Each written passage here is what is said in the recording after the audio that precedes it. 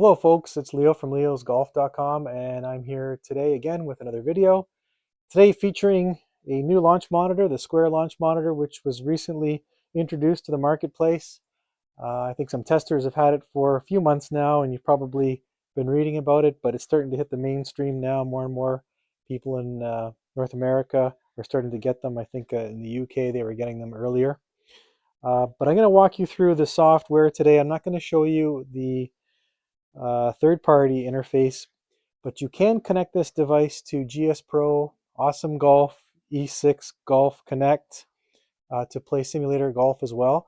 But the Square Launch Monitor does come with its own golf course software and a bunch of credits to play for free, and then you can top them up. It's a bit of a different system whereby you top up and just buy credits and kind of pay as you play.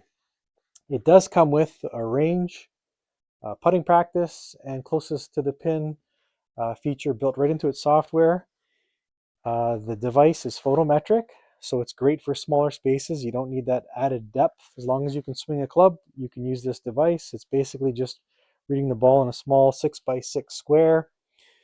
It gives you a complement of both ball data and club data, and the way it achieves the club data is by looking at a reflective sticker in relation to where it comes through at the impact point. With these stickers on the club, they're all set at about 20 centimeters up from the heel of your clubs, and you're off to the races. So at this point, let me just ask you to sit back, relax, watch the video, and of course, if you have any comments or if you'd like to get any added information, please get a hold of me. It's leo@leosgolf.com, or just comment on the video. I'd appreciate it too if you'd like and subscribe. That would be great for the channel as well. But for now, again, let's just go through the software.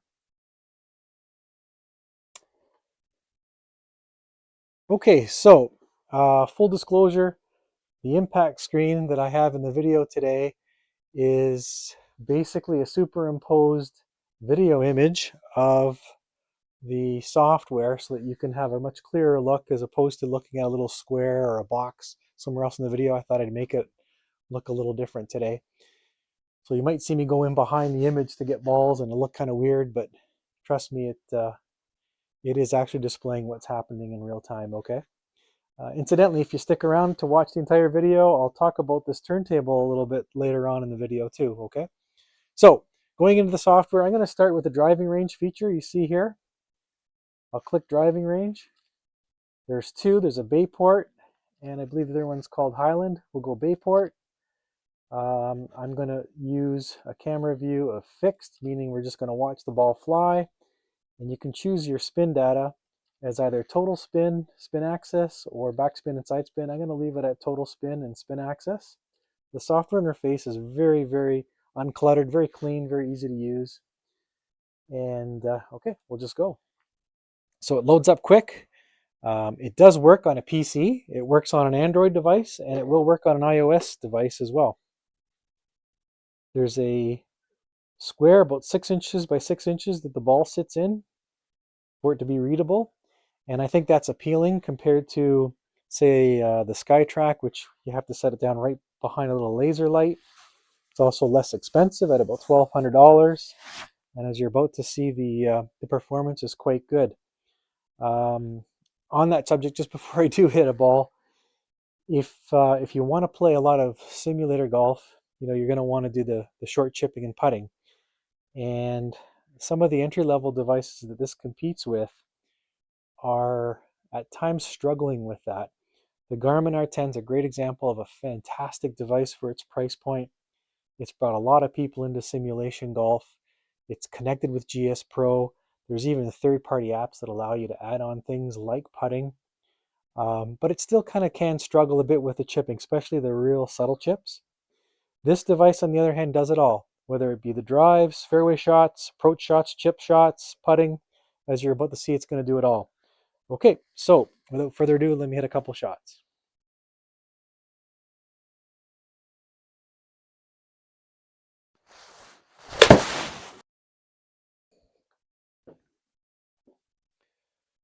So there you go. As you saw, the ball entered the virtual world quickly, and it's just finished its rollout. That was a nice straight shot, actually.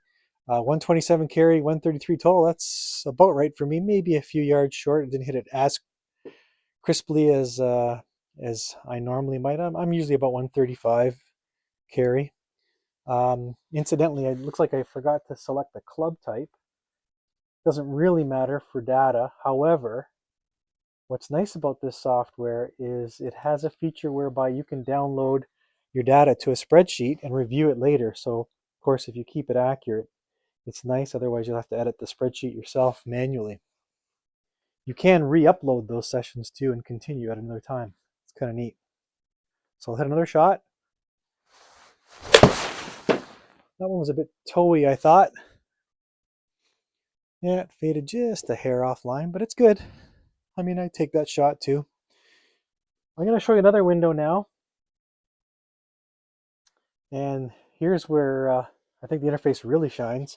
Here you're seeing all your ball and club data, both in little squares or windows. And then it's also represented graphically. Really, really, really nice. Clean interface. And again, that data comes up super fast. That little box over on the left-hand side too actually shows you where your ball needs to sit so that it can be read. So I'm on the corner there. If I move it over a bit more, you can see it's coming into view. I move it there. I'm now out of view. Bring it back this way. I'm back into the corner, just on the edge of view. Bring it back to the right. I'm out of view. Bring it back this way here. You can see how I'm playing with that, and it's getting into the zone. Okay, so let's hit another shot. And I'm going to move on to another spot in the software. That one should go a little bit left. You hear a little bit of beep saying, yep, got the data. There's all your data. Pretty quick, really. I'm going to take you to the range so you can see, yep, that shot did go off left as I thought it might. And I'm finding the spin numbers are pretty good. I mean, in my limited testing, I would say maybe the longer clubs, like your driver, your 3-wood, spin numbers could be off a little bit, resulting in your offline left or right being off a bit. But I mean, at this price point, it's punching well above its price for the category. So I'm thoroughly impressed. Okay, we'll move on.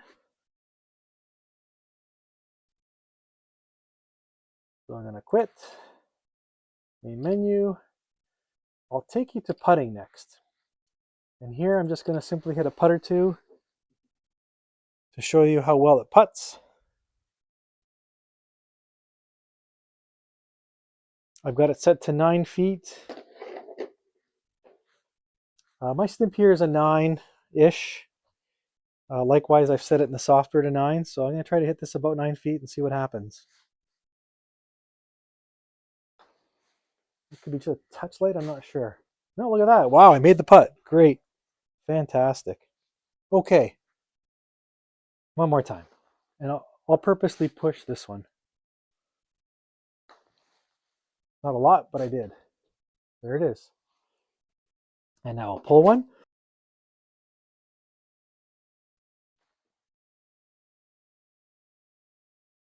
A bit of a pull and a bit long. Yep, look at that. Okay, so quick demo of the putting. Really works well, smooth. Doesn't really miss a beat.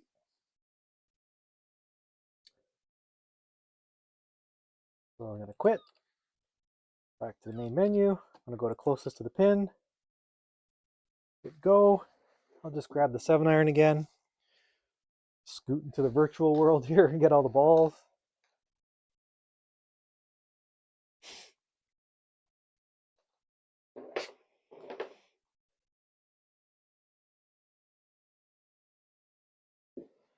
Okay, ready, she says. So I've got a target set of 140 yards. Let's see if I can get close. Oh, let me change the view on this one. Let's go. So I've got 7-iron set. Let me change the camera to tracking. Now it's going to kind of follow the ball. It's kind of neat. Okay.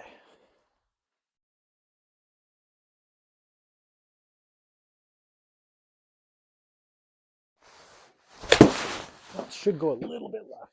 Yep, there it goes. More than a little bit, I guess. Oof, found myself in the sand. That's not good. Okay, we'll try another one. See if I can keep this a little bit straighter. And then I'll purposely pull one for you. Oh, that one might be a bit of a pull. It's low and flat. Yeah, it's actually going to get there, I think. Close. Try again. Incidentally, this device will use regular balls. It comes with pre-marked balls that Square sells. And recently they updated the software to let you use logoed balls like the tailor-made Pix balls. So it can read those and give you true spin numbers.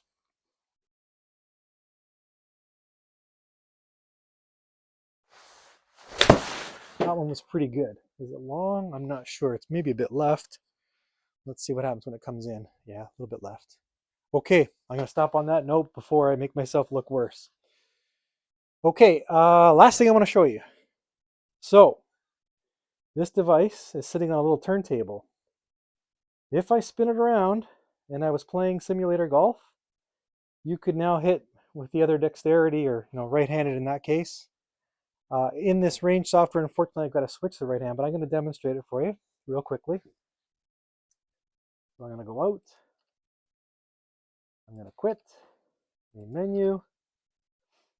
I'm going to change my account to a right-hander real quick. And now I'm going to go home and go back to, say, putting and hit go, and just show you how if I go to their side and putt now, then it'll work fine. Now in a piece of software, I'm going to go behind the screen here again. In a piece of software like GS Pro or E6, that flip over would happen automatically for you. There's the ready symbol or signal. I'm just going to hit a little putt backwards here on my putter. It's probably going to be long. I don't know. Am I going to make that putt? Huh, close. Okay. So there you saw it worked. I'd come around, flip it back around. I'd have to go back out in this software, but I'm just going to do it once just to show you. So I'll quit, main menu, my account. I'll switch back to a lefty, go home, go back to putting. You can see how quick this software loads too, right? This is like I'm just zipping around real quick. I'm literally logging out, going into one user to another to demonstrate this for you. Again, in simulation software, if you select a right and left hand golfer that you've set up, that would happen automatically. And here I go. I'll just hit a putt. It's going to be a light, I think. Oof, close. Okay, so there you have it. The complete intro to the Square Launch Monitor. Great device for about $1,250 Canadian, shipped out to you. And if I can help you, please contact me, leo@leosgolf.com. Again, if you like the video, give it a like, and I'd appreciate it if you subscribed as well. But for now, I'll say goodbye and see you in the next video.